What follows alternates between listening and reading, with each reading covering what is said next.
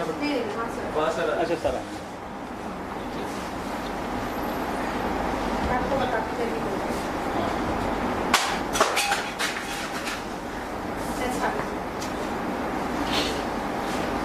बात होगी तो बात बनेगी और बात बनेगी, बात होगी। अब करो शुरू। अभी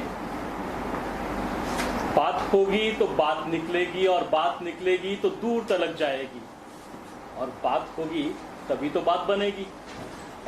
बातों के, आपकी बातें सुनने के लिए और आपको कुछ कहने के लिए हमारा ये कार्यक्रम जो हमारे नए सेक्रेटरी सर के आने के बाद शुरू हो रहा है, आपसे बातचीत करने के लिए, और वो बात है बात आपकी हमारी।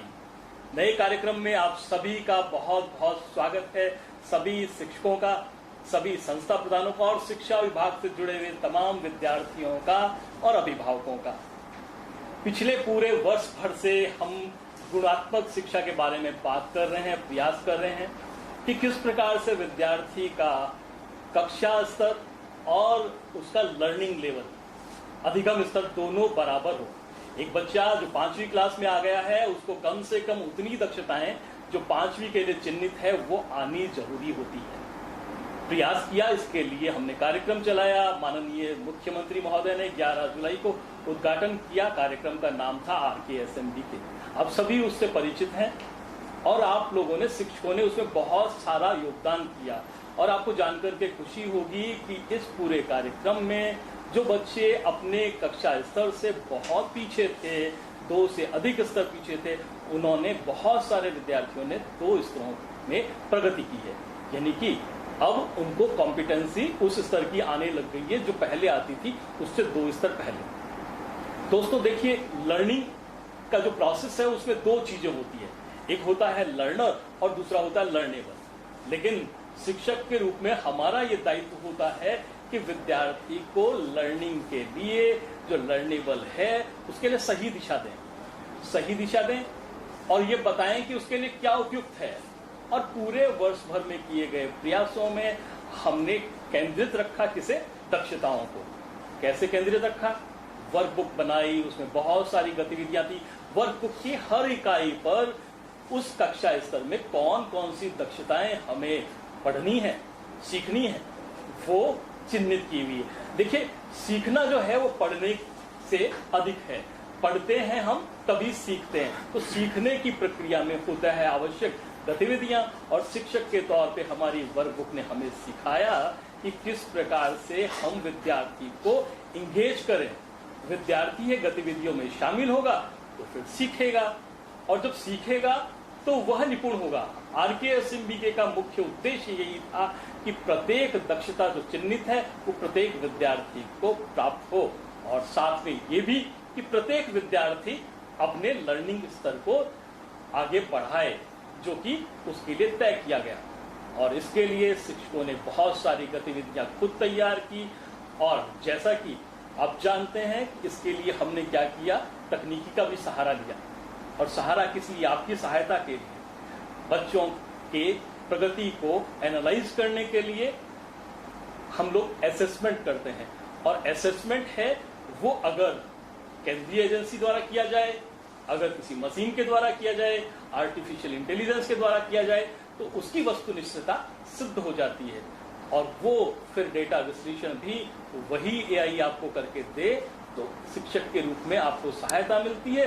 प्रत्येक विद्यार्थी को इस बात के लिए परीक्षित करने के लिए, उसकी परीक्षा करने के लिए कि वो विद्यार्थी कितना सीखा है।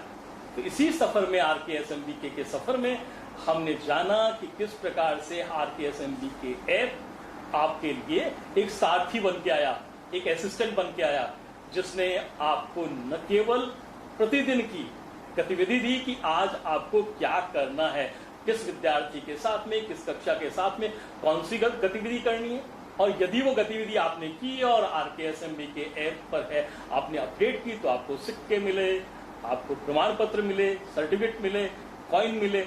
ये सब मिलने के साथ साथ में हुआ क्या, आपको ये पता चला कि उस दिन की आपकी कौन सी गतिविधि छूट गई है, कितने विद्यार्थियों में उसने है भागीदार किया।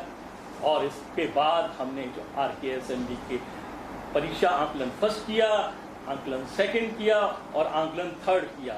तीनों के तीनों आप लोगों को केंद्रीकृत प्रश्न पत्र बन के आए और सभी प्रश्न थे वो कॉम्पिटेंसी बेस्ड थे, कॉन्सेप्चुअल क्वेश्चंस थे। विद्यार्थी तभी सीखता है जब वो जानता है कि केवल पहचानता नहीं, पहचानने के बाद में साथ में उन्हें कंपेयर करता है, नवीन परिस्थितियों में वो सीखी हुई जो वस्तु है, सीखा हुआ ज्ञान है, उसे अप्लाई कर सकता है, तुलना कर सकता है। तो ये कॉन्सेप्चुअल जो नॉलेज जब उसे हुआ, प्रश्नों की जब उसने जानना सीखा, तो हम लोगों ने आर्टिफिशियल इंटेलिजेंस की सहायता से उसका आकलन किया और आकलन करने के बाद उसका परिणाम प्रत्येक शिक्षक के पास पहुंचा RKSMB के ऐप के द्वारा। और उसमें ये भी तय था कि कौन सी चिन्हित कॉम्पिटेंसी है उसमें विद्यार्थी है, उसने अच्छा किया, अभी भी संघर्ष कर रहा है, या फिर अभी हमें पुनः प्रयास करने की आवश्यकता। आपने देखा होगा कि परिणाम है वो होलिस्टिक रिपोर्ट कार्ड के रूप में आया। परिणाम में अंक नहीं थे, परिणाम में थे स्टार्स, यानी कि जिसने 3 स्टार किसी कॉम्पिटेंसी विशेष में प्राप्त कर लिए, तो उसका अर्थ ये हुआ कि वह दक्षता प्राप्त कर ली गई है उस विद्यार्थी के द्वारा। 2 स्टार है, यानी थोड़े से प्रयास की आवश्यकता है। बच्चा, विद्यार्थी अच्छा कर रहा है, लेकिन शिक्षक को थोड़ा सा ध्यान रखने की आवश्यकता। और तीसरा था, अगर उसमें 1 ही स्टार आया है, यानी कि अभी भी आवश्यकता है इस बात की कि शिक्षक उस दक्षता विशेष के लिए कुछ ऐसा करे कि वह दक्षता उस विद्यार्थी विशेष को भी प्राप्त हो। और इसके लिए जरूरी ये था कि आप लोग क्या करते, अपनी नवीन दक्षता गतिविधि तैयार करते, आप स्वयं तैयार करते, अथवा RKSMB के ऐप पर जो उपलब्ध दक्षताओं के वीडियोज हैं, PDF है और गतिविधियां बनाई हुई है, उन्हें एक्सप्लोर करते और प्राप्त करते। बहुत सारे शिक्षकों ने ऐसा किया भी, और तभी हमारा जो परिणाम है वो तीसरा जो आकलन हुआ था उसके बाद में है, बेहतर हुआ था। यह जो हमारी सीखने की श्रृंखला है RKSMB के द्वारा, गुणात्मक शिक्षा यानी कि लर्निंग लेवल को आगे बढ़ाना, कक्षा लेवल के साथ साथ, और उन दोनों को जब हम बराबर एक स्टेज पे ले आएंगे तो हमारा सिखाने का जो उद्देश्य है वो पूरा हो पाएगा। वो जैसा कि आपको मालूम है कि इस बार के बजट में भी माननीय मुख्यमंत्री महोदय ने गुणात्मक शिक्षा के ये जो ब्रिज कोर्स है इसके लिए प्रावधान रखा हुआ है। तो हमें इस साल भी ये कार्य करना है। इस साल भी उसी प्रकार से वर्कबुक है बन करके आने वाली है आपके पास में, और ये जो वर्कबुक है इसमें गतिविधियां इस बार हमने और ज्यादा रिच करी है, इनरिच करी है, इसमें बढ़ाई है। प्रत्येक विद्यार्थी को दक्षता विशेष के लिए न केवल एक दक्षता को प्राप्त करने के लिए एक गतिविधि पर निर्भर नहीं रखना, बल्कि गतिविधियों की श्रृंखला है। अगर एक गतिविधि है वो सही नहीं हो पाती है तो दूसरे गतिविधि के बारे में हम लोग प्रयास कर सकते हैं। और जो हमारा ऐप था वो तो आपके साथ में उसी तरह से साथी के रूप में काम करेगा, उसी तरह से आपके असिस्टेंट के रूप में काम करेगा और आपके गाइड के रूप में भी काम करेगा, क्योंकि आपको बताएगा कि कल आने वाले दिन में स्कूल में जाते ही आपको क्या क्या करना है, और करने के बाद में अगर आप पूरा करते हैं तो उसी प्रकार से आपको उस विद्यार्थी विशेष के परिणाम की जानकारी भी देगा। ये पूरे का पूरा जो हमारा गुणात्मक शिक्षा के लिए जो किया जाने वाला दक्षता आधारित शिक्षण का प्रयास है, इस प्रयास को आगे बढ़ाने का भी हमारा प्रयत्न है वो जारी है। इस संबंध में हमारे साथ में इस बार जो नए हमारे सेक्रेटरी महोदय हैं वो है, मैं उनके बारे में उनका नाम बताऊं उससे पहले मैं कुछ बातें बताना चाहता हूं। ये जो है हमारे अतिथि आज के, वो पिछले 22 सालों से प्रशासनिक सेवाओं में हैं। प्रशासनिक सेवाओं का, प्रशासन का अर्थ है वो कतई संवेदनशीलता से पृथक नहीं होता। यहाँ पर खास बात मैं कहने वाला हूँ, इन्होंने एक कार्यक्रम चलाया था और वो कार्यक्रम था डॉटर्स आर प्रेशियस, यानी कि बेटियां हैं बहुत महत्वपूर्ण होती है। भ्रूण हत्या रोकने का इनका इंडिविजुअल लेवल पे किया गया प्रयास पूरे देश को ही नहीं बल्कि पूरे देश की जितनी भी बालिकाएं हैं, माएँ हैं, उनके लिए भी एक बहुत प्रेशियस कदम है वो होगा। एग्जैक्ट डाटा नहीं है, लेकिन ये कहा जा सकता है कि लाखों बच्चियां हैं, उनके इस प्रयास से कहीं न कहीं इस ज़मीन पे आज हैं और अपना नाम रोशन कर रही हैं। हमें इस बात पे और गर्व है कि जब ये NHM में, नेशनल हेल्थ मिशन में काम कर रहे थे, तब इन्होंने एक और कार्यक्रम चलाया था जिसका नाम था स्पर्श। स्पर्श है वो हमेशा है, वो आनंददायी होता है, परंतु यहाँ पर जब हम बात कर रहे होते हैं तो छोटी छोटी बच्चियों को जो मानसिक रूप से अभी पूरी तरह से विकसित नहीं होती, मनोवैज्ञानिक विकास के दौर में गुजर रही होती है, उन्हें मालूम नहीं होता है कि कौन सा स्पर्श है वो उनके लिए बेहतर है, कौन सा स्पर्श बेहतर नहीं है।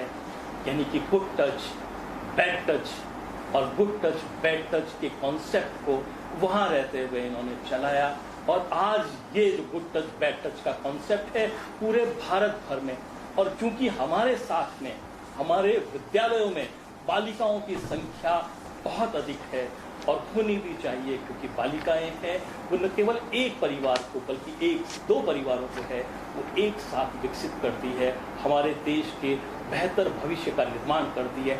ऐसे हैं हमारे आज के अतिथि, हमारे सचिव महोदय नवीन जैन साहब। मैं उनका बहुत बहुत स्वागत करता हूं और उनसे आग्रह करता हूं कि हमारे इस कार्यक्रम में, जो कार्यक्रम है बात आपकी हमारी, तो आपकी बात क्या है सर, मैं आपसे आग्रह करता हूं नवीन जैन साहब। अरुण जी, आपका बहुत बहुत धन्यवाद।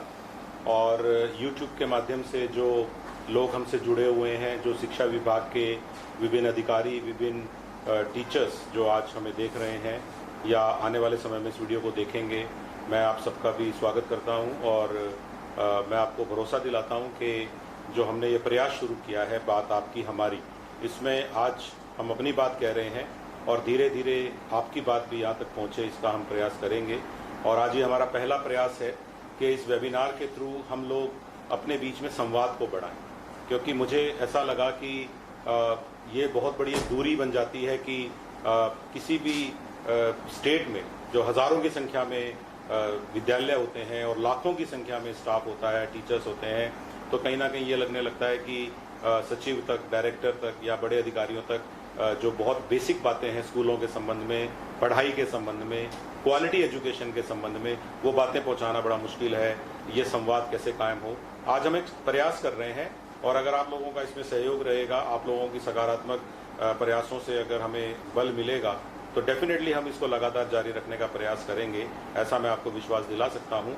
और हम चाहते हैं कि ये 2 वे कम्युनिकेशन होना चाहिए, 1 वे कम्युनिकेशन नहीं होना चाहिए।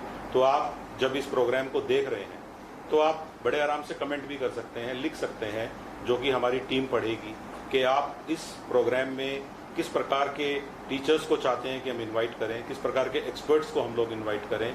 और ये पहला प्रयास है, तो डेफिनेटली अभी हम लोग सोच रहे हैं कि इसको 1 मंथ में 1 बार करें या 1 मंथ में 2 बार करें। तो जो भी आप लोगों की फीडबैक होगी उसके हिसाब से हम लोग चल सकते हैं। और इसको इंटरेस्टिंग बनाने के लिए इसमें और क्या किया जा सकता है, वो भी सुझाव आप लिख सकते हैं। अगर आपकी नज़र में कोई ऐसे हमारे टीचर्स हैं जिन्होंने की कोई एग्जाम्पलरी कार्य किया है, जो आप खुद सोचते हैं कि वाकई में इस तरह के वातावरण में बच्चों को आगे बढ़ाने के लिए, गांव के अंदर शिक्षा का माहौल बनाने के लिए, तमाम विपरीत परिस्थितियों के बावजूद अगर लोगों ने प्रयास किए हैं, तो आप इस बात से बिल्कुल एग्री करेंगे मेरी कि उनको एक रिकॉग्निशन मिलनी चाहिए। और वो यही हो सकती है कि वो हमारे यहाँ आएँ।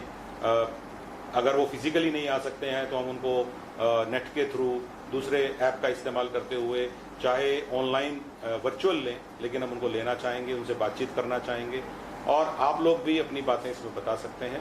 हम बहुत सारी बातें, बहुत सारी डिमांड्स के बारे में हमेशा मिलते रहते हैं कि हमारी इस प्रकार की समस्याएं हैं, हमारी स्थापना संबंधी समस्याएं हैं, हमारी ट्रांसफर संबंधी या विभिन्न वेतन भत्तों संबंधी शिकायतों की बात हम हमेशा करते रहते हैं। तो डेफिनेटली वो सब बातें हम इस प्लेटफॉर्म पे नहीं करेंगे, क्योंकि ये एक पॉजिटिविटी का हम एनवायरनमेंट इसमें बनाना चाहते हैं। वो बातें हम हर बार, हर मीटिंग्स में लगातार पूरा दिन ऑफिस में बैठ के करते हैं।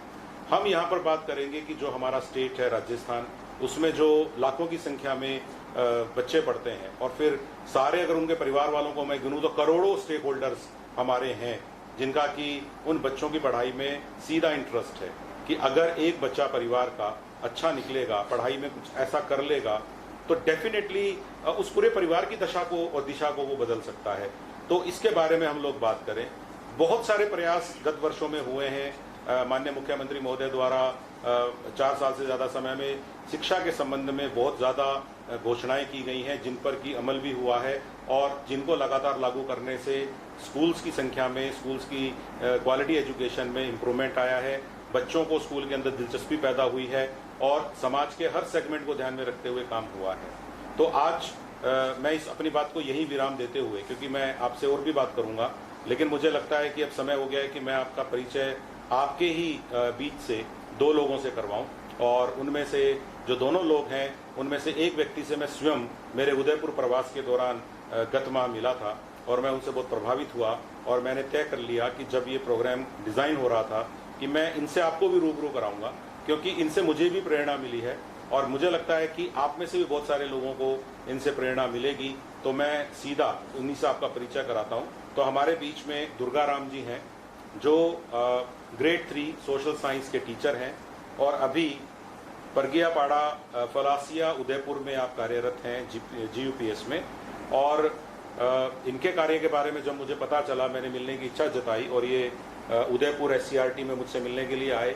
हमारे बीच में बहुत देर तक बातचीत हुई, मेरे पास समय था और इनकी बहुत सारी बातों ने मुझे प्रभावित किया। और निश्चित रूप से आप में से जो उदयपुर में काम करते हैं या हमारे साउथ राजस्थान में काम करते हैं वो लोग इनसे परिचित भी होंगे, लेकिन आज मौका है कि राजस्थान और इस कार्यक्रम को देखने वाले बहुत सारे लोग भी इनसे परिचित हों। तो मैं इनको जिस रूप में आपके सामने परिचित कराऊंगा, मैं तो एक ही लाइन में परिचय कराऊंगा दुर्गा राम जी का, कि दुर्गा राम जी एक मोटिवेशन है कि किस प्रकार से अगर कुछ घरों को अपनी आमदनी बढ़ाने के चक्कर में बच्चों को घर से दूर भेजना पड़ता है, जो कि लीगली भी सही नहीं है और कॉन्स्टिट्यूशनली भी सही नहीं है और बच्चों के भविष्य के साथ भी खिलवाड़ है। तो अगर बच्चों को चाइल्ड लेबर या इसी प्रकार के दूसरे कृत्यों के साथ संलग्न कर दिया जाता है, तो दुर्गा राम जी ने किस प्रकार के प्रयास करते हुए ये कार्य किया है, मैं चाहूँगा कि हम उनसे ही सुने। तो दुर्गा राम जी, आपका मेरे ऑफिस में हमारे इस कार्यक्रम में बहुत बहुत स्वागत है। Thank you sir. तो आप अपने काम के बारे में थोड़ा हमारे लोगों को बताएं जो हमें सुन रहे हैं। सर, मेरी जहाँ पोस्टिंग है वो राजस्थान का सबसे साउथ जगह है और पूरा ट्राइबल इलाका है। वहाँ एक बाल तस्करी और बाल मजदूरी बहुत बड़ी समस्या है वहाँ की। मैं पिछले 14-15 वर्ष से इन छोटे बच्चों को बाल तस्करी और बाल मजदूरी से बचा के वापस एजुकेशन से जोड़ने का कार्य कर रहा हूँ। ये मैं कार्य 2008 से भी लगातार कर रहा हूँ। मेरे पास पहले ऐसा कोई आंकड़े से किट थे नहीं, फिर जैसे आप जैसे अधिकारियों द्वारा आंकड़े मांगे गए तो मेरे को काफ़ी समय लगा आंकड़े झुकाने में। लगभग 800 से प्लस ऐसे बच्चे हैं जिनको हमने रेस्क्यू करके वापस, वो भी इंडिया के कई स्टेट से जैसे राजस्थान, गुजरात, महाराष्ट्र, आंध्रा, इन जगहों से रेस्क्यू करके वापस एजुकेशन से जोड़ा है और लगभग 70% से ज़्यादा बच्चे आज एजुकेशन से जुड़े हुए हैं और पढ़ाई कर रहे हैं। सर, देखिए, बहुत अच्छी बात है कि इन्होंने एक टीचर के दायरे से निकल के एक सोशल रिफॉर्मर की तरह काम किया है और बहुत सारे परिवार अवेयरनेस की कमी के चलते हुए या उनके परिवार के अंदर इस प्रकार के, उनके गांव में इस प्रकार का वातावरण होता है कि उनको पता नहीं लगता है कि किस प्रकार से वो किस कम उम्र में बच्चों को किसी काम धंधे के साथ जोड़ रहे हैं, जबकि वही बच्चा अगर शिक्षा प्राप्त करके तो सरकार के द्वारा दी हुई सारी सुविधाओं का फायदा उठाए तो बहुत कुछ कर सकता है। तो मैं दुर्गा राम जी आपसे पूछना चाहूंगा कि जब आप ऐसे बच्चों को प्रेरित कर लेते हैं कि भैया आप अभी काम धंधे में मत लगिए, आप उनके माँ बाप को प्रेरित कर लेते हैं कि भाई इनको काम में अभी मत लगाइए, तो फिर आप उन बच्चों को जब वापस अपने उदयपुर क्षेत्र में लेके आते हैं जी, तो आप क्या फिर उनके लिए क्या प्रयास उसके बाद रहता है? सर, वो बच्चा जिस पंचायत का, जिस क्षेत्र का है, पहले वहाँ की स्कूल में एडमिशन करवाते। कई बच्चे सर ऐसे आते हैं जो अनाथ टाइप के बच्चे होते हैं, अब उनका वहाँ कोई गार्जियन नहीं होता है तो हम उस बच्चों को नज़दीकी हॉस्टल में या जो उदयपुर सिटी में, शहर में जो हॉस्टल बनी हुई है या जनजाति की TAD डिपार्टमेंट की जो हॉस्टल हैं, उन हॉस्टलों में प्रवेश दिलाना। और जो बच्चे या तो हॉस्टल में प्रवेश लिया उनका, या जो बच्चों को घर के नज़दीक हॉस्टल स्कूल में एडमिशन करवाया, उन बच्चों की मैं पर डे मॉनिटरिंग करता हूँ। चाहे मैं फिजिकली वहाँ जाके मिलूँ या किसी से कॉल के द्वारा बात करूँ, मैं काफ़ी 2-3 महीने तक उन बच्चों की मॉनिटरिंग करता हूँ ताकि बच्चा वापस उन चीज़ों में नहीं घुसे और अपनी पढ़ाई को कंटिन्यू करे।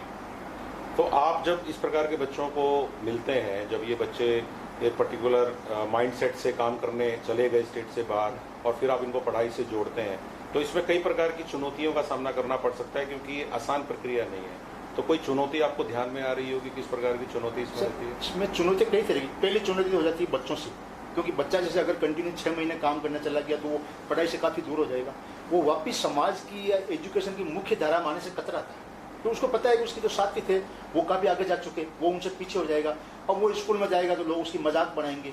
तो पहले उन बच्चों को मोटिवेट करता हूँ, बेटा तुम्हारे लिए कोई समस्या नहीं है, आप हफ्ते 10 दिन स्कूल में आइए, आपको कोई पढ़ाई का प्रेशर नहीं है। जब आप बिल्कुल अपने को सहज महसूस करें उसके बाद हम आपकी पढ़ाई शुरू करेंगे। तो बच्चे उसे मोटिवेट होते हैं कि यार हमारे को तो 10-15 दिन कोई बोलने वाला नहीं है, तब तक बच्चा वो माहौल के नशा डर जाता है और अपनी पढ़ाई शुरू करता है। दूसरी समस्या क्या आती है सर, उन बच्चों के गार्जियन की। उन गार्जियन को समझाना भारी पड़ जाता है कि उन माता पिता को नहीं पता होता कि हमने जिस बच्चे को काम पे भेजा उस बच्चे के साथ वहाँ के क्या क्या घटनाएं। और सबसे बड़ी बात, इनकी जो ले जाने वाले एजेंट होते हैं उनकी एक बहुत बड़ी चेन है, और वो इतनी बड़ी चेन, मतलब एक बहुत बड़ा माफिया मान लीजिए आप।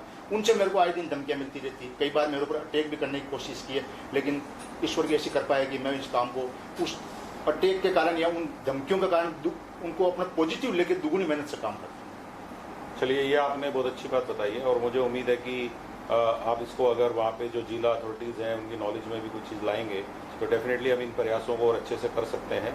लेकिन ये एक चैलेंज हमेशा रहता है कि माँ बाप अपनी आमदनी को सप्लीमेंट करने के लिए बच्चों को कम एज में काम धंधे के साथ जोड़ने का प्रयास करते हैं, और कई गाँव में इस प्रकार का साउथ राजस्थान में कल्चर भी देखने में आता है जो बच्चे के भविष्य के लिए तो सही नहीं है, लेकिन उस गाँव के हिसाब से वो ऐसा काम होने लगता है। जी सर। और मुझे उम्मीद है कि आपने जिन बच्चों को रेस्क्यू किया है या जिन लोगों को आप प्रेरित कर पाए हैं, मैं तो प्रेरित वर्ड यूज़ करूंगा, उनको आप उपचारात्मक शिक्षण के द्वारा, जो कि माननीय सीएम साहब की घोषणा भी है कि इसमें उपचारात्मक शिक्षण भी दिया जा सकता है अगर कोई बच्चा पिछड़ गया है पढ़ाई में। आपने जैसा कहा कि उसके साथ के बच्चे आगे चले गए हैं, तो ये एक टीचर का दायित्व बनता है जिस भी स्कूल में आपने उनको कराया है कि वो अपना चैलेंज समझ के उस बच्चे को उसकी उम्र के बच्चों तक एजुकेशन के लेवल पर पहुंचाए।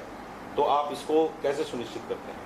सर पहले तो जैसे अगर बच्चा मेरे क्षेत्र का या मेरी पंचायत का, तो मैं एक्स्ट्रा समय देकर या स्कूल समय के बाद उस बच्चे को पढ़ाने की कोशिश करता हूँ। अगर जैसे मान लो कोई बच्चे की एज लगभग 14 साल या 13 साल, वो बच्चा 7वीं 8वीं क्लास का, लेकिन उसका लेवल पहली क्लास के लायक ही नहीं है, तो हम उस बच्चे के लिए एक्स्ट्रा क्लास लगा दी। या जैसे कोई 7वीं क्लास का बच्चा, उसको थोड़ा दिन महीना भर पहली दूसरी क्लास में बिठाया ताकि एक बार वो बेसिक तैयार अपना बेस तैयार कर सके, फिर उसको धीरे धीरे अगली कक्षा में लो। सर एक बच्चे का सिलेबस कराना कोई बड़ी बात नहीं, बड़ी बात होती है कि उसके पहले बच्चे को लाना। तो हमारा पहला दायित्व बनता है उस बच्चे को पैरेलल लाते हैं, एक्स्ट्रा क्लास हो गई या घर पे जाके हमने कुछ कोच कर दिया, या किसी गांव में जो अच्छा पढ़ा लिखा लड़का है वो भी मेरी बात मानता है तो उसको बोले भाई आप घंटे 2 घंटे जाओ उस बच्चे को इस बराबर लेके। बहुत बढ़िया। तो इस प्रकार से हम देख सकते हैं कि दुर्गाराम जी ने पिछले आई थिंक 8 से 10 सालों के अंदर आपने ये प्रयास किए होंगे, मैं ये मानता हूँ कि ये इतने सालों से इस प्रयास को करते हुए एक बड़ी संख्या में प्रेरणा पैदा कर पाए हैं माँ बाप के अंदर कि भाई आप अपने बच्चों को इतनी कम एज में ऐसे कामों में मत लगाइए जिनसे उनके भविष्य खराब होते हैं। अगर बच्चे की पढ़ाई में इन्वेस्टमेंट हम करेंगे तो डेफिनेट सी बात है कि आपको एक बार ये लग सकता है कि आज कोई इनकम बच्चे से नहीं आ रही है क्योंकि बच्चा तो स्कूल जा रहा है, लेकिन कुछ सालों बाद ये इन्वेस्टमेंट बहुत अच्छा रिटर्न देगी। तो मैं इनके इंटरव्यू के थ्रू हमारे सभी टीचर्स को जो ऐसे एरियाज में काम करते हैं उनको ये कहना चाहूँगा कि जहाँ पर पेरेंट्स बच्चों को जल्दी किसी काम धंधे में, चाहे वो घर पे ही लगाएं, चाहे वो खेत में ही लगाएं, चाहे वो अपने किसी और पुश्तैनी धंधे में लगाएं या राज्य के बाहर ले जाने की कोशिश करते हैं, हम उन सभी को ये प्रेरणा दें टीचर के तौर पर कि देखिए शिक्षा का कोई विकल्प नहीं हो सकता, शिक्षा के थ्रू जागृति का कोई विकल्प नहीं हो सकता। तो दुर्गाराम जी जो प्रयास ये कर रहे हैं, तो मैं ये भी जानना चाहूँगा दुर्गाराम जी, आप फलासिया एरिया में काम करते हैं, आप कहाँ से संबंध रखते हैं, मतलब आप कौन से जिले से बिलोंग करते हैं? सर वैसे आई एम इंडियन, पूरा भारत मेरा देश है, लेकिन फिर भी अगर बेसिक मेरा नेटिव प्लेस या जन्म स्थान राजस्थान में नागौर जिले में सर, देवेंद्र तहसील में। तो बहुत ये मेरे ख्याल से इंस्पायरिंग बात है। मेरे ख्याल से ये बात नोट करने लायक है कि नागौर से में पैदा हुए एक हमारे अध्यापक जो कि फलासिया की बेल्ट में काम करते हैं उदयपुर में, और वो उदयपुर के माँ बाप को अपना घर का सदस्य मानते हुए उनके बच्चों को आगे बढ़ाने के लिए प्रयास करते हैं, उनको पढ़ाई से जोड़ते हैं। तो इस तरह से बड़ा अच्छा लगता है, बड़े गर्व की बात है कि इस प्रकार के ग्रेड 3 टीचर, जो कि मैं किसी ग्रेड में नहीं रख सकता क्योंकि आप मेरे लिए तो सबसे ऊपर वाली ग्रेड में हैं, ये ग्रेड तो सिर्फ एक नोमेनक्लेचर है। तो मैं मेरी तरफ से आपको बहुत बहुत शुभकामनाएं देना चाहूँगा, और आप कुछ अपने साथी टीचर्स को कहना चाहते हैं तो आप यूट्यूब के जरिए कह सकते हैं। सर मैं ये साथियों को ये बोलना चाहूँगा, कई बार क्या होता है कुछ चीज़ों का एक अपन रोना होते हैं कि यार ये नहीं हो पाए, क्यों नहीं हो पाए। सर मैं जो भी काम करता हूँ ना, उन काम के अंदर सर मैं नीचे से लेके हाई अथॉरिटी अपने आप को समझता हूँ। क्वेश्चन भी मेरे पुटअप होते हैं, उनका आंसर भी देता हूँ, यानी कि मेरे जो काम होता है उसमें कोई समस्या नहीं आता, उस समस्या का समाधान ही मैं निकालता। और सर एक शिक्षक ऐसा पैसा है जो किसी के दबाव में या अंडर में आके काम नहीं करता, वो अपना आप स्वतंत्र रूप से काम कर सकता है। एक टीचर जो चाहे वो काम कर सकता है, क्योंकि सोसाइटी से ज़्यादा अटैचमेंट टीचर का होता है। एक टीचर अगर मान लो बच्चे को, या गाँव क्या होता है सर, गाँव में अमूमन टीचर की बात हर व्यक्ति मानता है और रेस्पेक्ट भी किया जाता है। बाकी डिपार्टमेंट से हर व्यक्ति का इतना पाला नहीं पड़ता, क्योंकि एजुकेशन या टीचर से तो हर व्यक्ति संबंधित होगा ही होगा उसके पूरी जीवन काल में। तो अगर टीचर जो चाहे, जरूरी नहीं है कि आप सर जो मैं मेरा बेल्ट बताऊँ, वहाँ जहाँ में पोस्टिंग है वहाँ एजुकेशन से सेकेंडरी चीज, पहला तो है कि उनको अपने जीवन से संघर्ष करना पड़ता है। तो जीवन से संघर्ष करने के बाद उनको एजुकेशन, अगर आप उन लोगों को जीवन के संघर्ष में अगर हेल्प करेंगे कि भाई आज एजुकेशन की आने वाले टाइम में क्या अहमियत होने वाली है, तो वो अपना आप संघर्ष कम हो जाएगा और वो ज़्यादा से ज़्यादा लोग एजुकेशन से जुड़ पाएंगे। सर कोई भी अपन अलग प्रयास करेंगे ना, तो ही उन लोगों पर आप उस चीज़ में अपन बच्चों को या माता पिता को एजुकेशन के प्रति जागरूक कर पाएंगे। उसके लिए आप सबसे पहले उन माता पिता को जागरूक कीजिए, उनके घर जाइए। जैसे सर मैं बताइए, आप जैसे भी जो ये सिटीज या चाइल्ड ट्रैकिंग सर्वे हुआ था, ये सरकार ने तो सर्वे बाद में कराया था, उससे पहले मैंने 2008 में अपने बेस पर सर्वे कर लिया था। शायद ये सर्वे तो 2011-12 में कुछ समथिंग हुआ था। मैंने अपने बेस पर सर्वे किया, भाई इस गांव में इतना कम नामांकन क्यों है राजस्व गांव होने के बाद। तो लोगों से मिलना हुआ तो लोगों ने बोला साहब हमारे साथ ये समस्या है। फिर उस समस्या, मैं उसको समस्या नहीं मानता, मैं उसको मानता हूँ यार ये तो अच्छी बात है, चैलेंज मिला है, अपने को नया काम करने को सीखने को मिलेगा, और उस समस्या का समाधान मैं निकालता हूँ। उन लोगों को जागरूक करना एजुकेशन के प्रति। और इतना हुआ है सर, आज 90% केसेज उस इलाके में ये बाल तस्करी के रुक चुके हैं और माता पिता इतने जागरूक हो गए हैं तो बच्चों को भेजना ही बंद कर दिया। बहुत बढ़िया।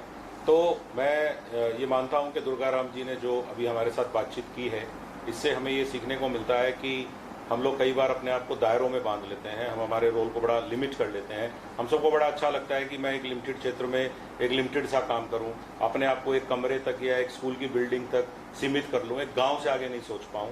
तो शायद उस सोच को इन्होंने तोड़ा है और ये काफ़ी प्रेरणा के स्रोत हैं, मेरे लिए भी प्रेरणा के स्रोत हैं और डेफिनेटली सुनने वाले देखने वालों के लिए भी प्रेरणा के स्रोत होने चाहिए। और मैं यही कहूँगा कि इनको और शक्ति मिले और ये काफ़ी लोगों को प्रेरित करें और इनके द्वारा जोड़े गए बच्चे देश का नाम, हमारे स्टेट का नाम रोशन करें। तो अब मैं आपके सामने इंट्रोड्यूस कर रहा हूँ हमारी जो आज की सेकंड टीचर हैं, जिन्होंने कि अपने क्षेत्र में बहुत अच्छा काम किया है। इनका नाम है डॉक्टर वर्तिका गुलाटी और मुझे आपको बताते हुए खुशी है कि डॉक्टर वर्तिका जो हैं इन्होंने पीएचडी किया है मैथ्स के अंदर और इनका रिसर्च वर्क जिसके लिए इनको पीएचडी अवार्ड हुई है वो फ्रैक्शनल डायनेमिक्स में है। इतने लर्नेड टीचर हमारे बीच में है। अब मैं आपको अगर ये बताऊंगा कि आप जयपुर में चाकसू एरिया में तुमली का बास में ग्रेड 3 टीचर हैं तो मुझे बहुत अच्छा तो नहीं लगेगा, लेकिन मैं ये कहूँगा कि अगेन ग्रेड्स में हम क्यों बंधे, हम तो अपनी काबिलियत से देखे जाएं, हम हमारे जज्बे से देखे जाने चाहिए। उससे कोई फर्क नहीं पड़ता कि आपको भगवान ने अगर बहुत बड़े ग्रेड में रख भी दिया है, लेकिन अगर आपका अपने स्टेट के लिए जज्बा नहीं है तो वो कोई मैटर नहीं करता। लेकिन अगर काम करना चाहे तो किसी भी ग्रेड में रह के आदमी अपना नाम कमा सकता है। तो इस प्रकार के टीचर्स को देख के बहुत गर्व होता है। आपके इंटरनेशनल जर्नल्स में 5 पेपर पब्लिश हुए हैं। इसके अलावा इन्होंने असेसमेंट्स को कंप्यूटराइज करने में या उनको कहीं ना कहीं बहुत ही आधुनिक तरीके से टेक्निक से जोड़ने के लिए भी अपना कंट्रीब्यूशन किया है। एक बात मैं आपको और बताना चाहूँगा कि आप दीक्षा प्लेटफॉर्म से तो सारे परिचित हैं, उसमें ऑडियो बुक्स और वीडियो कंटेंट बनाने का काम होता है। उसमें भी आपका 1st से 5th क्लास के मटेरियल को बनाने में काफ़ी सारा योगदान रहा है, क्योंकि प्राय हर आदमी की आदत होती है, मैंने थोड़ी देर पहले भी कहा था कि हम दायरों में बंध के काम करते हैं। हम चाहते हैं कि हमारा दिन भर में काम कम से कम हो, मुझे ज़्यादा आराम मिल जाए, मैं घर पे ज़्यादा रह जाऊँ। लेकिन शायद डॉक्टर वर्तिका एक और अपवाद है जो हमारे सामने बैठी हुई हैं। अब मैं इन्हीं से चाहूँगा कि ये बताएं कि इनका जो ये मैथ्स में इंटरेस्ट है और इन्होंने किस प्रकार से मैथ्स को अपनी पावर बना के बच्चों के लिए इसका इस्तेमाल किया। नमस्ते सर, सभी को नमस्कार। गणित एक ऐसा विषय है जिसके लिए मैं ये कहती हूँ कि गणित कोई किसी कवि की कल्पना नहीं है, लेकिन किसी सुंदर कविता से कम भी नहीं है।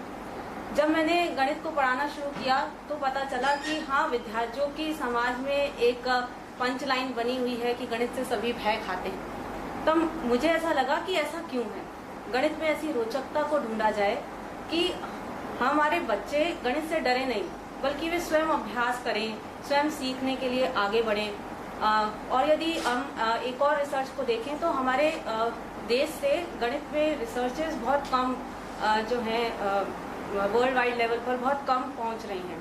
तो यह भी देखने में आया कि 10th क्लास के बाद बच्चे गणित विषय लेना ज़्यादा पसंद नहीं करते हैं। तो मुझे ये ऐसा अंदर से फीलिंग हुआ सर कि क्यों ना गणित को उस रूट लेवल से ही इतना रोचक बना दिया जाए कि बच्चा गणित को एक सामान्य कविता जैसे गाते हैं, एक उस तरीके से उसके में रच बस जाए गणित, और वो आगे चलकर 10th के बाद भी बच्चे गणित को लें और उसमें अपना इंटरेस्ट दिखाएं, आगे अपना उस चीज़ को बढ़ाते चलें। क्योंकि जब वे 10th के बाद जब 11th-12th किसी अदर सब्जेक्ट से कर लेते हैं और फिर कंपटीशन एग्जाम्स देते हैं, तो फिर उनको वापस गणित की ही आवश्यकता होती है। तो क्यों ना ऐसा काम किया जाए कि गणित दैनिक जीवन में नहीं ढूंढी जाए, बल्कि दैनिक जीवन में गणित सभी जगह है, ऐसा बच्चे को बता दिया जाए। बहुत अच्छा, आपने एक तरह से टीचिंग के मेथड पे बात की कि टीचर की ड्यूटी बनती है कि वो अगेन अपनी लिमिट को तोड़े, सब्जेक्ट की बारीकियों को बच्चों तक सरल से सरल तरीके से वो पहुंचाने का प्रयास करे। तो मैथ से मैं भी डरता था, मैं यहाँ पे ये बात कहने में मुझे कोई हर्ज नहीं है, इवन मेरे लिए भी मैथ से बहुत समय तक बहुत प्रॉब्लम रहा था। अगर मुझे भी शायद आपके जैसे टीचर मिलते तो मैं और अच्छा कर लेता। लेकिन आपने अपने जो स्कूल है उसके बच्चों को, जैसे आप मैथ्स में उनको इंटरेस्ट क्रिएट करना चाहती हैं, तो किस प्रकार की टेक्निक्स का आप इस्तेमाल करते हैं? सर, गणित के लिए मैं ये कहूँगी कि किसी तकनीक की आवश्यकता ही नहीं है। आप जब कक्ष में प्रवेश करते हैं और किसी भी विषय वस्तु को पढ़ाना शुरू करते हैं, तो आपकी सराउंडिंग्स में स्वतः ही आपको वह चीज़ें मिल जाती हैं। एक बार मैंने कक्षा में प्रवेश किया और मूंगफली की खुशबू आ रही थी। मुझे बीजगणित पढ़ाना था। अब पढ़ाने के बाद 5-10 मिनट मैंने उसकी जो बारीकियां हैं वो बच्चों को समझाना शुरू की, और जब प्रश्न किया तो पता चला कि बच्चों को इसमें इंटरेस्ट नहीं आ रहा। तो मैंने बच्चों से कहा कोई मूंगफली लेकर आया है, क्योंकि खुशबू आ रही है। तो उन्होंने मुझे मूंगफली लाकर दे दी, और मैंने वहीं एक गतिविधि का निर्माण किया, बहुपद का बहुपद से गुणा कैसे किया जाता है। आज वही गतिविधि मैं हर कक्षा में, हर सत्र में कराती हूँ, और हमारे क्षेत्र में वो जो प्रश्न है बहुपद का बहुपद से गुणा, वो मूंगफली वाले सवालों के नाम से फेमस है। बहुत अच्छा। तो देखा आप सब लोगों ने कि किस प्रकार से जो डे टू डे इस्तेमाल की चीज़ें हैं, कोई ज़रूरी नहीं कि हमारे पास बहुत बड़े TLMs हों, कोई बहुत बड़ी हमारे पास डिवाइसेस हों। हालांकि मैंने देखा है कि गत वर्षों में सरकार के द्वारा, हमारे काउंसिल के द्वारा समग्र शिक्षा के माध्यम से बहुत सारी वर्कबुक्स आई हैं, बहुत सारी दूसरे टूल्स आए हैं, जिनका उपयोग अगर किया जाए तो बच्चों को केवल मैथ्स ही नहीं बल्कि बहुत सारे सब्जेक्ट अच्छे तरीके से समझाए जा सकते हैं। तो मैं वर्तिका जी आपसे ये पूछना चाहूँगा कि आपको कोई ऐसा वाक्य या ऐसा कोई बच्चा याद आ रहा है जिसको आपको लगता है कि आप उसको याद करके ये कह सकती हैं कि हाँ, उसके जीवन में परिवर्तन लाने में आपकी एक भूमिका रही है? जी बिल्कुल सर। अभी मैं जिस विद्यालय में पोस्टेड हूँ, जब शुरुआत में मैं यहाँ आई थी तो वहाँ थोड़ा गणित के पहली अध्यापिका के रूप में मैं वहाँ पहुँची थी। उससे पहले अदर विषय के मेरे अध्यापक शिक्षक साथी बहुत अच्छा उनको पढ़ा रहे थे, लेकिन फिर भी एक अपने विषय का एक अलग इम्पैक्ट होता है। तब मैंने वहाँ पर एक विद्यार्थी को चिन्हित किया। वो बहुत अच्छा गणित में क्या हुआ, अन्य विषयों में भी बहुत अच्छी थी पढ़ने में, लेकिन उसकी पारिवारिक स्थितियाँ उतनी बेहतर नहीं थी। तो उनके घर वालों से जब बात की तो मैं एक बालिका विद्यालय में कार्यरत हूँ, तो बालिकाओं को घर जाकर काम भी करना होता है, लेकिन वो बालिका इतनी पढ़ाई के प्रति जागरूक और समर्पित थी कि वे अन्य बालिकाओं से अलग होकर भी एक अच्छा अपना अधिगम स्तर बनाकर उसने रखा हुआ था। मैं नाम लेना चाहूँगी, उसका नाम प्रियंका बैरवा है। और धीरे धीरे जब मैंने वहाँ पढ़ाना शुरू किया, उस सत्र में वे कक्षा 8 में थी। मुझे उसके साथ काम करने में सिर्फ 8 ही महीने का समय मिला था, परंतु उस 8 महीने में मेरा उसके साथ इतना आत्मीय संबंध बन गया था, और आज भी है, कि मैंने जब उसकी समस्या को पहचाना, फिर मैंने धीरे धीरे उसके साथ और निकटता बढ़ाई, उसके घर वालों के साथ बात की, और गणित के जो महत्वपूर्ण विषय हैं, जैसा कि प्रत्येक शिक्षक अपने विद्यार्थियों के साथ करता है कि उसे अपने विषय के अलावा और भी प्रेरणास्पद चीज़ें बताने की कोशिश करता है, भविष्य के लिए उसे तैयार करने की कोशिश करता है। सर, मैंने वैसा ही कोई काम उसके साथ किया, और मेरी एक बात थी जो वो आज भी कहती है कि मैं आपको देखती थी दीदी कि आप विद्यालय में आते हो सुबह और अंत तक बस हमारे साथ ही काम करते रहते हो। तो वो उसकी वो लाइन ने मुझे आज तक प्रेरणा दे रखी है कि यदि मेरे व्यवहार से मेरी एक विद्यार्थी ने इस चीज़ को सीखा है, आज सर वो प्रशासनिक सेवाओं के लिए तैयारी कर रही है और नियमित रूप से मेरे साथ जुड़ी हुई है। यही है कि एक शिक्षक का आचार विचार और व्यवहार अपने विद्यार्थी की दिशा को बदल सकता है। बहुत अच्छी बात आपने बताई, बहुत ही माइक्रो लेवल पे, एक पर्सनल लेवल पे आपने जो बात बताई कि प्रियंका को आपने सपोर्ट किया, उसको लगातार मेंटरिंग दी। तो मुझे लगता है कि अगर मैं मेरे टीचर्स को आज याद करता हूँ तो आज मैं जिस पोजीशन पे पहुंचा हूँ उसमें मेरे टीचर्स का डेफिनेटली बहुत बड़ा योगदान था। आप सब जिस पोजीशन पे पहुंचे हैं, जिस भी ग्रेड में आप आज काम कर रहे हैं या भविष्य में जो भी आप बनेंगे, उसमें आपके टीचर्स का योगदान है। अगर हमारे टीचर्स ने हमें प्रॉमिस नहीं देखा होता, हमें स्कोप नहीं देखा होता, उन्होंने अगर हमारी समय पे मदद नहीं की होती, तो हम लोग आपस में आज एक दूसरे को देख नहीं रहे होते। या तो आप नहीं होते उस तरफ या इधर मैं नहीं होता। तो इसलिए टीचर्स की मेंटरिंग का बहुत बड़ा इफेक्ट होता है। हम में से कई लोग अनफॉर्चुनेटली ये सोच लेते हैं कि क्वालिटी एजुकेशन का मतलब है बहुत अच्छी बिल्डिंग, बहुत अच्छे डिवाइसेस, बहुत बड़ा टीवी लगा हो, बहुत सारा कंटेंट होना चाहिए, बहुत सारा इंटरनेट होना चाहिए। हाँ, ये सब चीजें हो तो बहुत अच्छा है, ये सारी चीजें होने में कोई बुराई नहीं है। लेकिन मैं सोचता हूं कि कंटेंट से ज्यादा इंपॉर्टेंट है इंटेंट। इंटेंट का मतलब है इच्छा शक्ति। अगर मेरी इच्छा शक्ति नहीं है तो कंटेंट पड़ा रह जाएगा, चाहे वो किताब के रूप में पढ़ा हो, चाहे वो कंप्यूटर के रूप में पढ़ा हो। तो मैं वर्तिका जी को बधाई देना चाहता हूं और बहुत बहुत अपनी तरफ से साधुवाद देता हूं कि आपने मैथ्स जैसे सब्जेक्ट में अपने स्टूडेंट्स का इंटरेस्ट क्रिएट किया। आप एक ग्रामीण स्कूल में जाके बच्चों में मैथ्स के प्रति इंटरेस्ट क्रिएट कर रही हैं और आपकी प्रेरणा से एक बच्ची जो कि कठिन परिस्थितियों में थी, आज सिविल सर्विस या कोई भी एग्जाम देने के लिए अपने आप को तैयार कर रही है। तो टीचर्स पूरी जिंदगी बदल सकते हैं, पूरा एक परिवार का पूरा खांचा बदल सकते हैं अगर उनमें इंटरेस्ट हो। लेकिन हम में से ज्यादातर लोग अपनी सोच को सबसे पहले अगर बदलेंगे तो ये काम हो पाएगा। क्वालिटी एजुकेशन की शुरुआत हमारे माइंडसेट से होती है। ये दो एग्जाम्पल आपके सामने बैठे हैं, क्वालिटी एजुकेशन हो या क्वालिटी लाइफ हो, इसकी शुरुआत होती है टीचर्स के माइंडसेट से।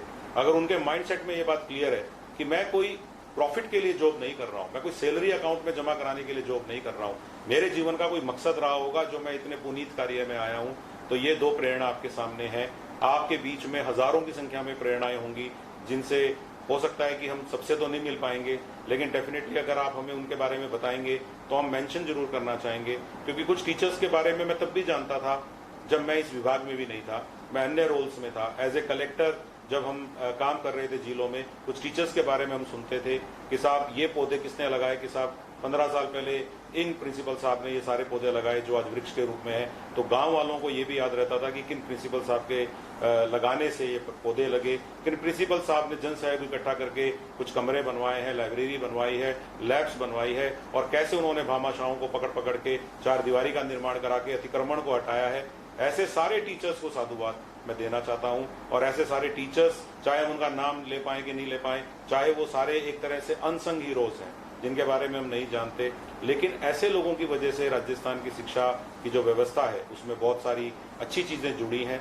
और आप में से भी बहुत सारे लोग ऐसे हैं जो कई बार कुछ ऐसे लोगों को देखकर थोड़े से डेविएट हो जाते हैं कि शायद ये लोग अगर ज्यादा नहीं कर रहे हैं तो मैं ज्यादा क्यों करूं। मुझे लगता है कि प्रेरणा पॉजिटिव होनी चाहिए, नेगेटिव नहीं हो सकती, क्योंकि मुझे लगता है कि इस देश का हर बच्चा मैटर करता है। जब आप ये सोचते हैं कि मेरे यहाँ बच्चों की संख्या कम है या मेरे पास साधन कम है, मैं करने को तो बहुत कुछ कर लेता अगर मैं किसी ऐसे स्कूल में होता। हमारी इच्छाएं लोकेशन बेस्ड क्यों होनी चाहिए? हमारी इच्छा ये क्यों होनी चाहिए कि मैं वहां कर पाता और यहाँ नहीं कर पाऊंगा?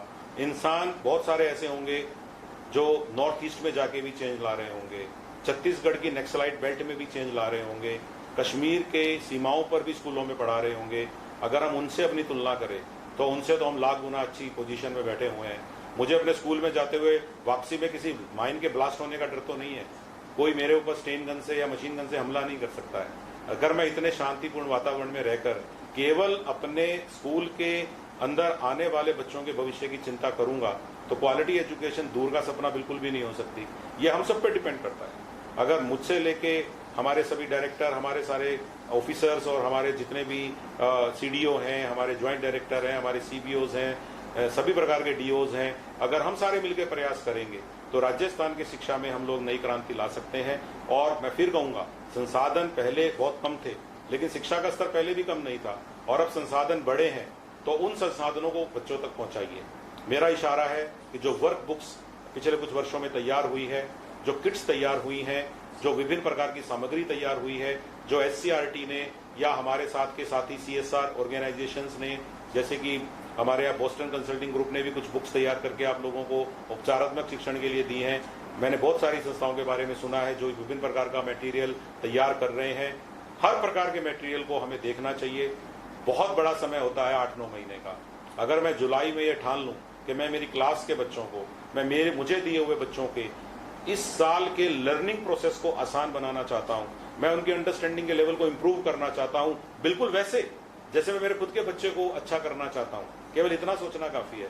मैं आपको विश्वास दिलाता हूं कि हमारी क्वालिटी एजुकेशन को आसमान छूने से कोई रोक नहीं सकता है और हर बच्चा मैटर करता है।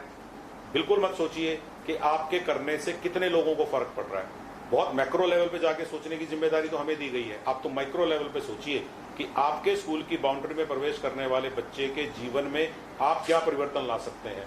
वो सबसे बड़ी चीज है।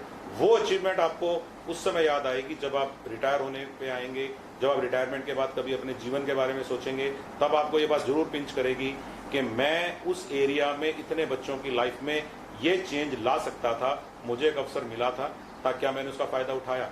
तो आपने देखा कि बहुत सारे टीचर उन बाउंड्रीज को तोड़ चुके हैं जिनमें हम बंधे हुए थे और उसके बियॉन्ड जाके अपना फर्ज अदा कर रहे हैं। लेकिन ये संख्या बहुत सारी होनी चाहिए और बहुत सारी संख्या है तो और गुना, कई गुना होनी चाहिए, ऐसा मेरा मानना है। एक छोटी सी कहानी के साथ मैं मेरी बात समाप्त करना चाहूंगा और वो ये है कि हर व्यक्ति इंपॉर्टेंट क्यों है, हर व्यक्ति, हर बच्चा इंपॉर्टेंट क्यों है। एक कहानी जो मैंने सुनी है वो मैं आपके सामने रखना चाहूंगा कि एक बार एक गांव का व्यक्ति समुद्र के किनारे टहल रहा था। उसने पहली बार समुद्र देखा था और अचानक समुद्र से बहुत बड़ी लहर किनारे की तरफ आती है और बहुत सारी मछलियों को किनारे पर छोड़कर वापस चली गई। मछलियां पानी की कमी के कारण बहुत बुरी तरह से तड़पने लगती हैं। उस गांव के आदमी को दया आती है और वो नीचे बैठ के उन मछलियों को समुद्र में फेंकना शुरू कर देता है। बहुत सारी मछलियां हैं, फेंकते फेंकते पसीने आने लगते हैं, लेकिन इतने में एक और बड़ी वेव आती है और बहुत सारी मछलियां फिर से फेंक के चली जाती हैं। वो बहुत परेशान होता है, लेकिन कुछ ठानता है, बैठ जाता है, फिर से मछलियों को समुद्र में फेंकना शुरू कर देता है। ये सब करते हुए उसे एक दुनियादार आदमी देख लेता है। हम सब दुनियादार लोग हैं जो बहुत ज्यादा दुनियादारी समझते हैं। ऐसा एक दुनियादार समझदार आदमी उसके पास गया और उसे समझाने लगा कि भाई ये सब मत करो, ये तो यहाँ हर रोज होता है, कोई फर्क नहीं पड़ता। जब वो ये काम नीचे बैठ के कर रहा था मछलियों को समुद्र में फेंकने का, तो उसने ये लास्ट लाइन सुनी, कोई फर्क नहीं पड़ता।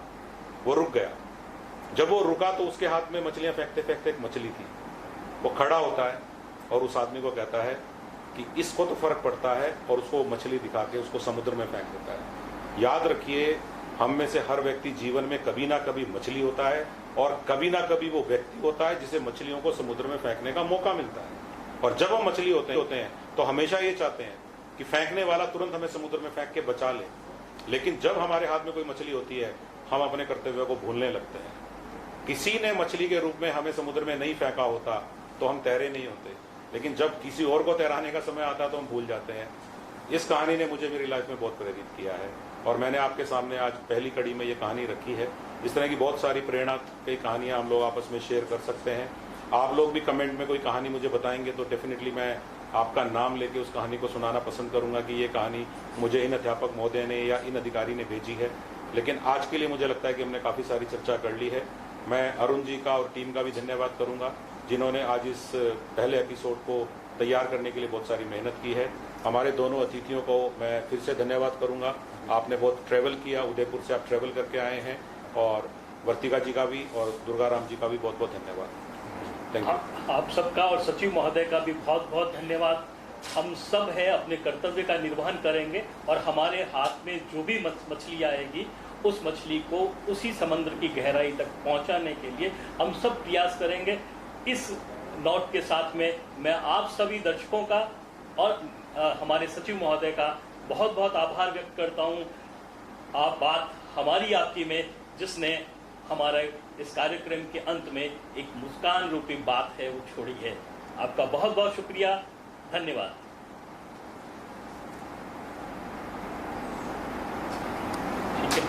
Thank you.